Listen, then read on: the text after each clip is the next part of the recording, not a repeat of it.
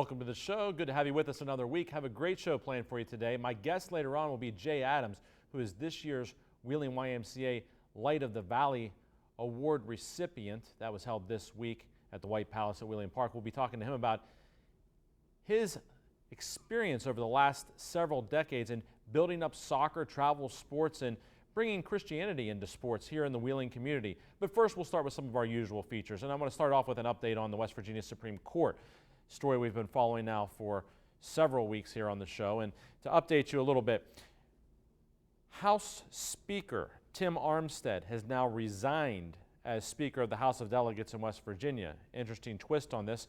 A lot of people anticipated that this was coming, and it has in fact come to fruition. He is going to run for what's now been designated as the Division I seat on the Supreme Court, which was Justice Ketchum's seat on the Supreme Court. Justice Ketchum, of course, resigned earlier this summer, and now that seat is going to be up in the November election here this year. So Tim Armstead, Speaker of the House, announcing he's in filing for that seat.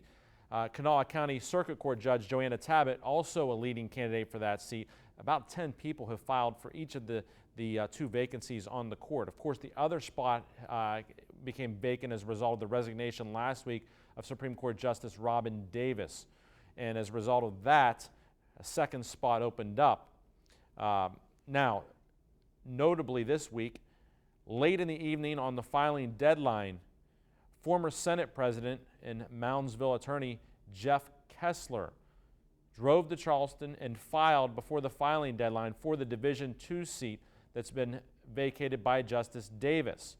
So Senator Kessler now in the mix for the Division II seat, and likely to be a formidable candidate there with the statewide name recognition that he has, and of course ran for governor in 2016.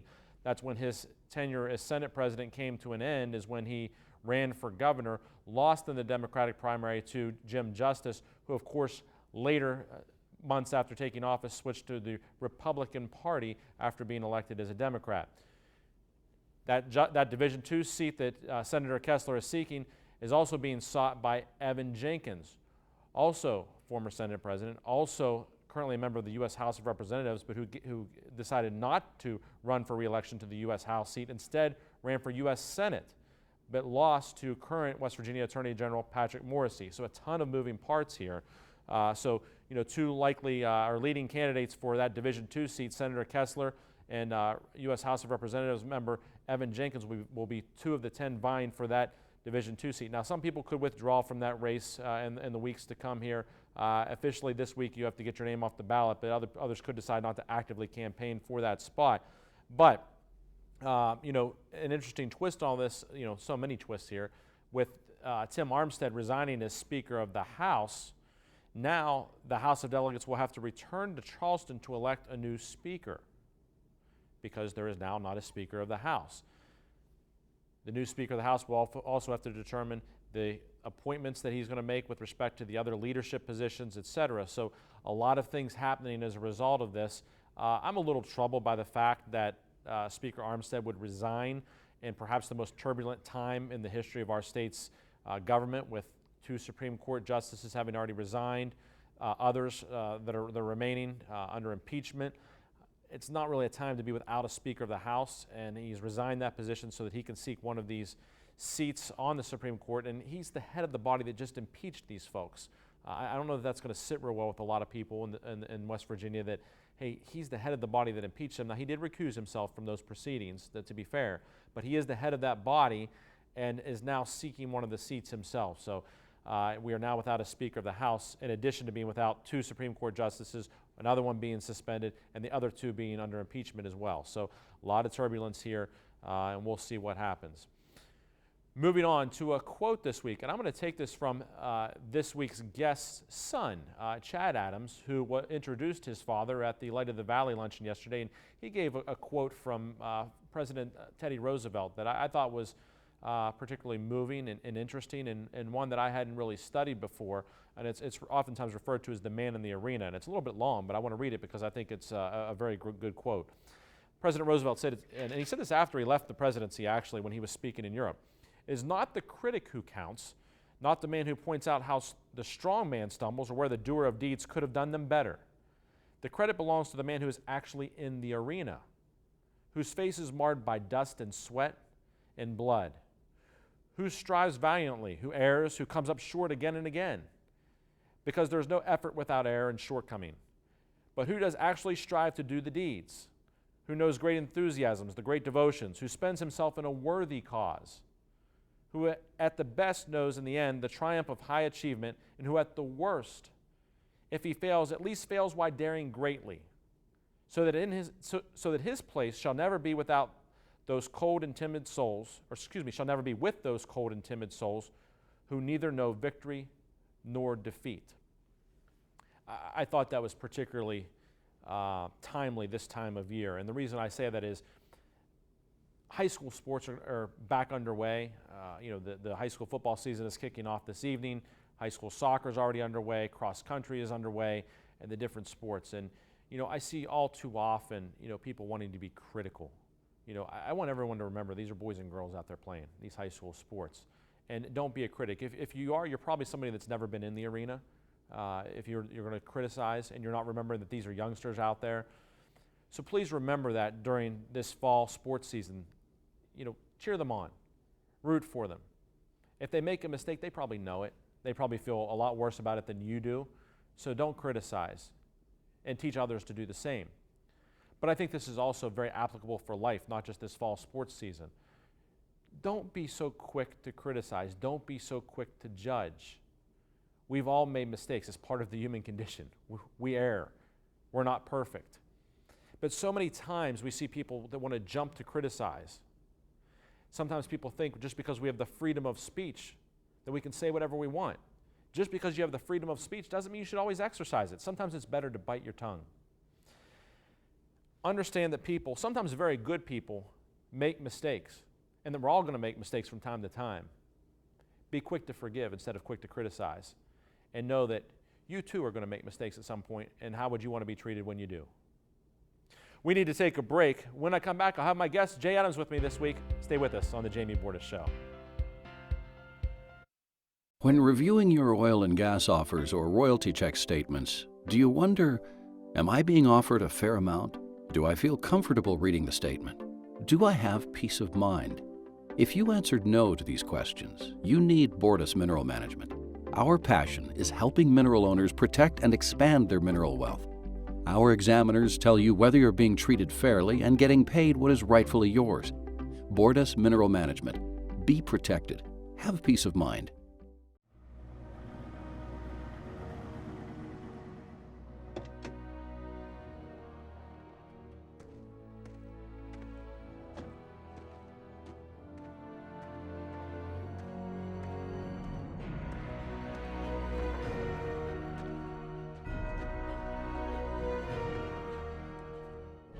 Recommended by the highest authorities. Danoon Lumber. Looks like a bad one's coming. Yeah. Right?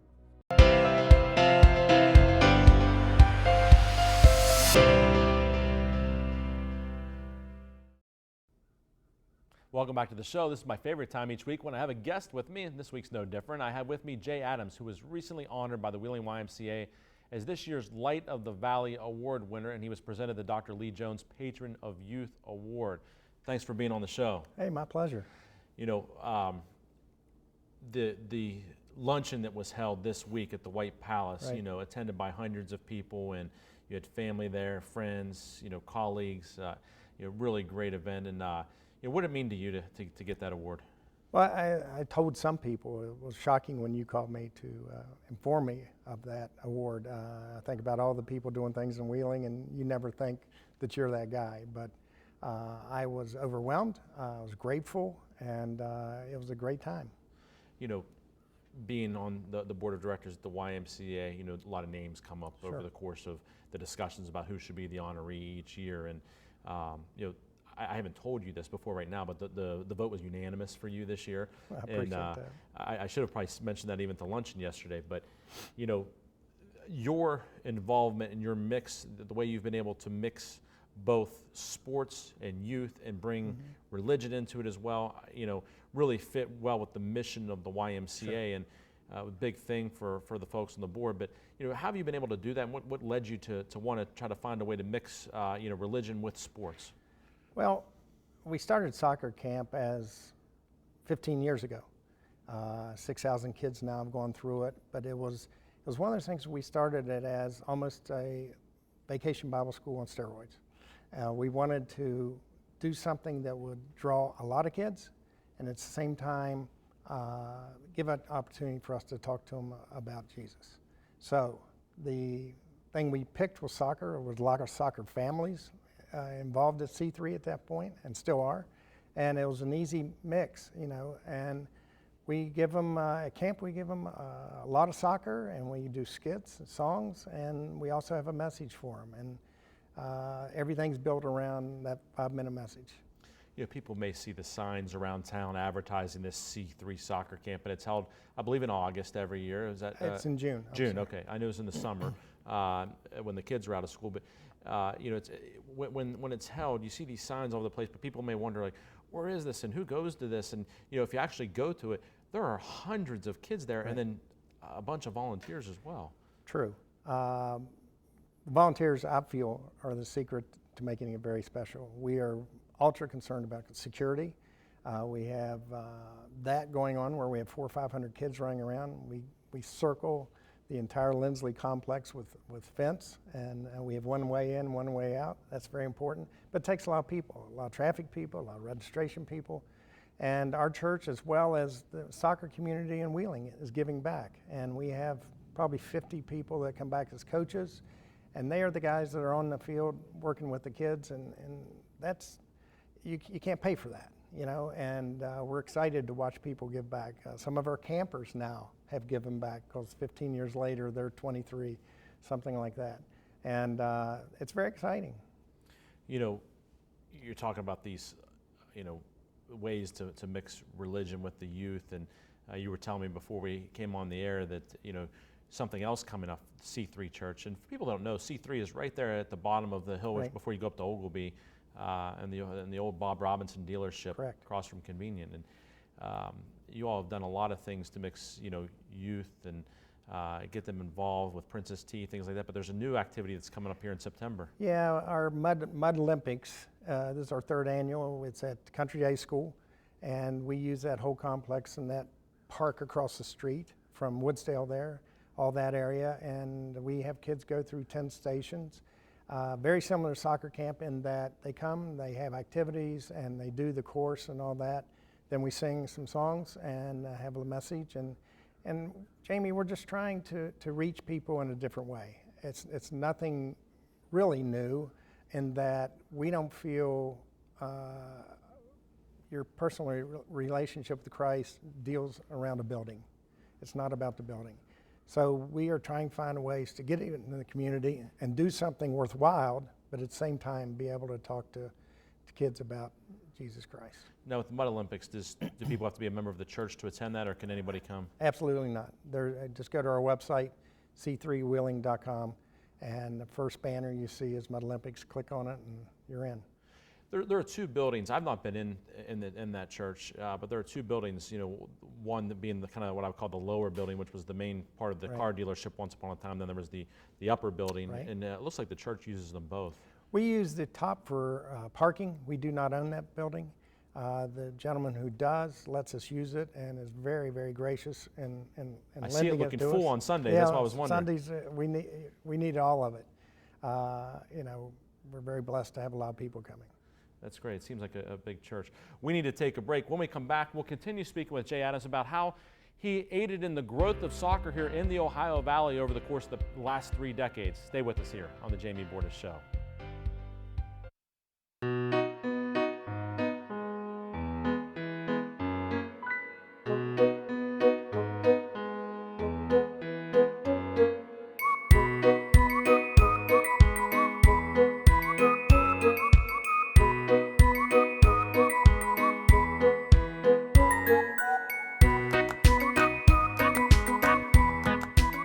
You earned it. Let us help you save it. Belmont Savings Bank. Focused on your future. So, how was your first day?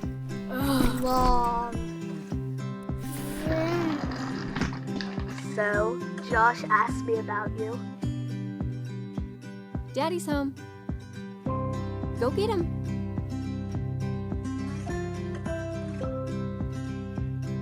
For your home, for your life, for more than 50 years. The Hardwood Specialists. DeNoon Lumber.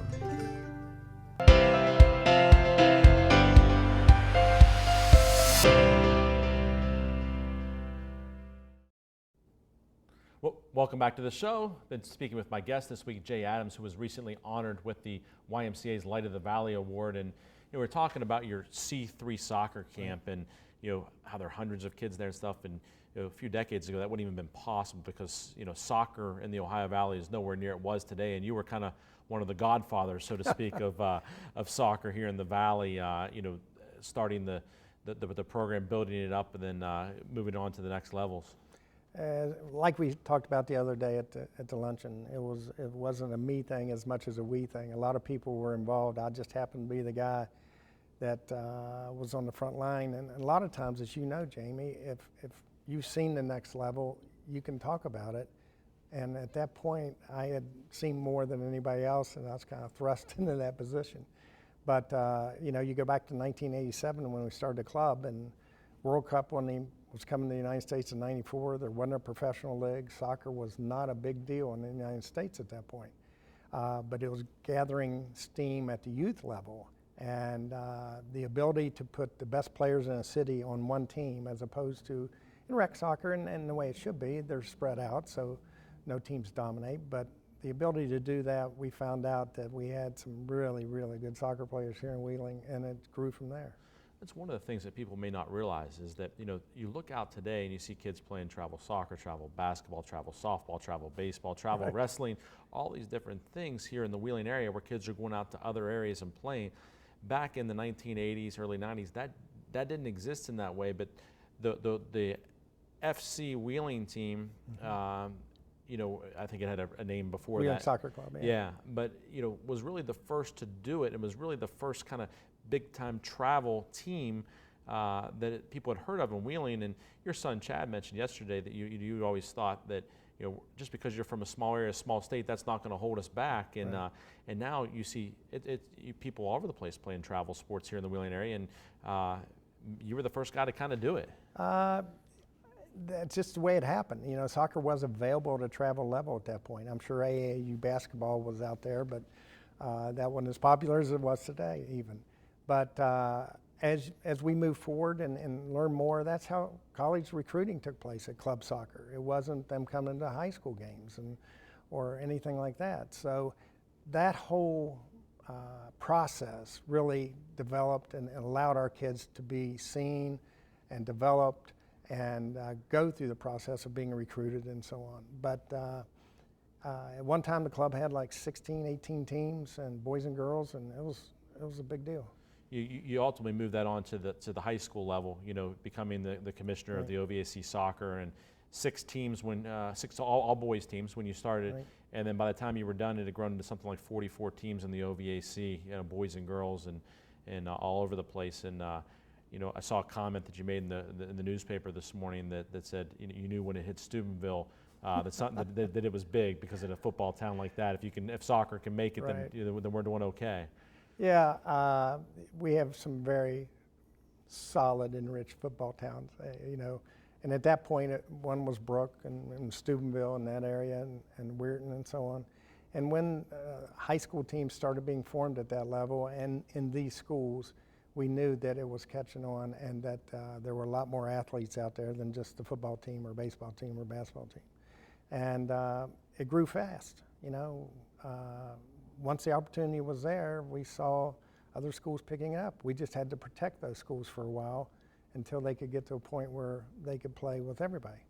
The guest speaker at this year's luncheon was Nikki Izzo-Brown, the head women's soccer coach at WVU, wildly successful, only coach in program history, played the national championship game 2 years ago, and she talked about how guys like you really helped build up soccer to what it is in the state of West Virginia today to allow programs like hers to flourish. And you saw 3 of your own sons go on to play at Princeton University in soccer, a number of other kids that came through the programs that you started going on to get scholarships. What would you say to parents today? They have a kid that they think is talented. How do they get them the exposure they may need to be able to play at the collegiate level, and what can they do to help? Try to find the highest level they can play. And by that I mean there's all kinds of different club teams and all kinds of levels of play. Sometimes a team in Pittsburgh might be the highest level and you can play at that level. If Wheeling's the highest level, stay here, play hard, and do the best you can. But it's all about exposure. All these colleges need kids, and not everybody's going to play at Indiana, and not everybody's going to play at Duke, and all these schools that are traditionally strong year after year in soccer and have the pedigree. So the opportunities are there, especially on the girls' side. Title IX opened the doors, and there's a lot more money on the girls' side, but it's one of those things where it's still a minor sport. They have about 10 scholarships per NCAA, which doesn't even give one to everybody on the field. And so from that standpoint, the realization that it's not like everybody's getting a scholarship and it's a full ride and all that. You just need to understand the reality of what you're pursuing.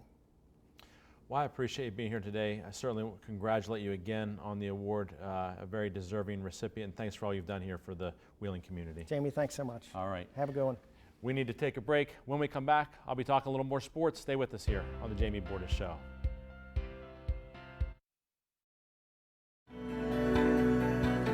People in nursing homes are some of the most vulnerable members of our society. They're there because they can't take care of themselves. Those facilities have a duty to take care of our loved ones, and when they don't, it's important they're held accountable. We've not only collected record results against negligent nursing homes, but more importantly, we've helped so many families get the answers and closure they so badly needed. Bordas and Bordas, fighting for justice. Disasters happen. Pick the team that takes care of them all. Powered by offices in Wheeling, Morgantown, and Pittsburgh, Panhandle Cleaning and Restoration is ready to handle any size emergency at a moment's notice. We have the right people, knowledge, and equipment to respond 24 hours a day. I'm Dana Holgerson. When disaster strikes your home or business, tell your insurance provider you prefer the restoration company the Mountaineers call, Panhandle Cleaning and Restoration.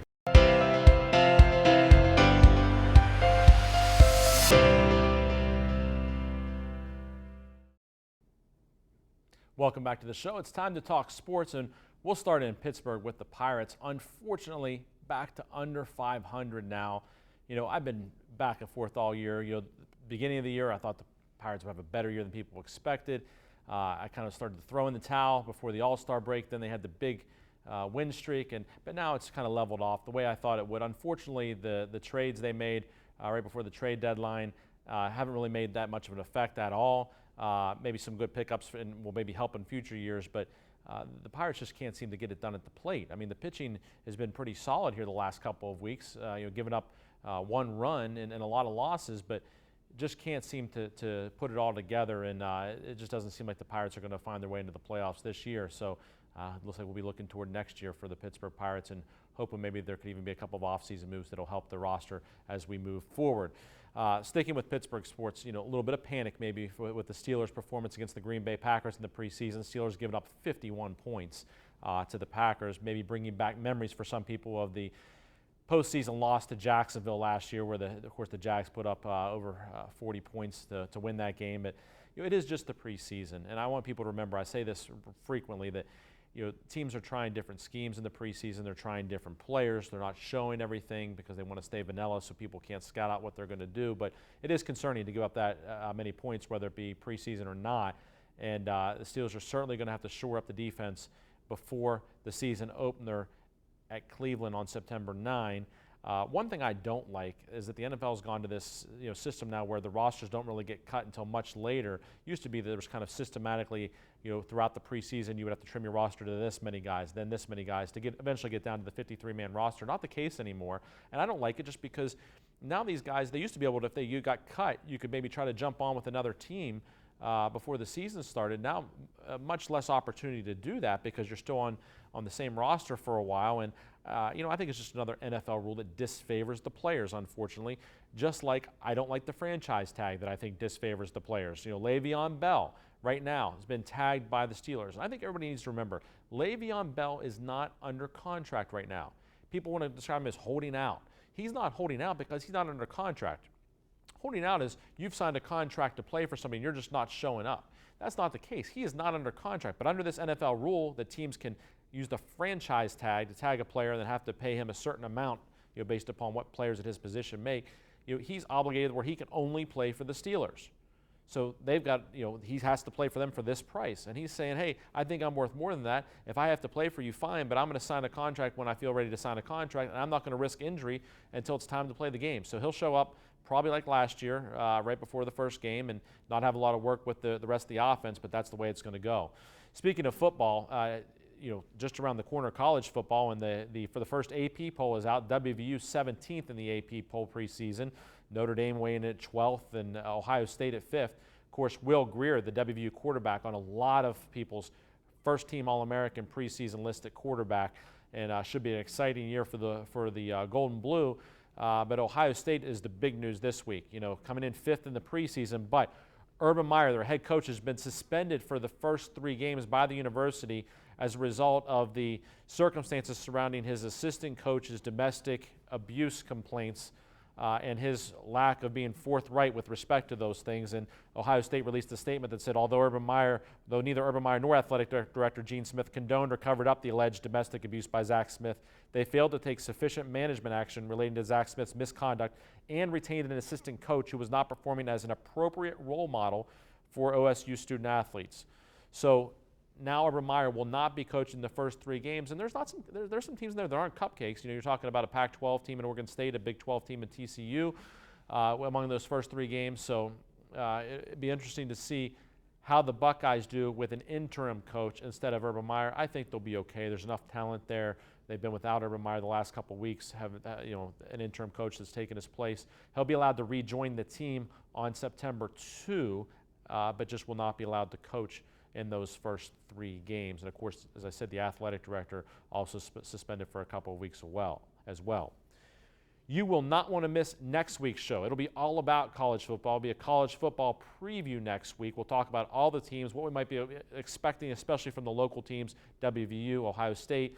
Notre Dame always has a lot of local interest. My alma mater, so we'll talk about them, but also a very, very special guest on next week's show that you won't want to miss, who has a very, very celebrated history in college football. You will not want to miss that show. It will be a fantastic one that I'm really looking forward to. Thanks for joining in this week. We'll see you again next week on The Jamie Bordas Show.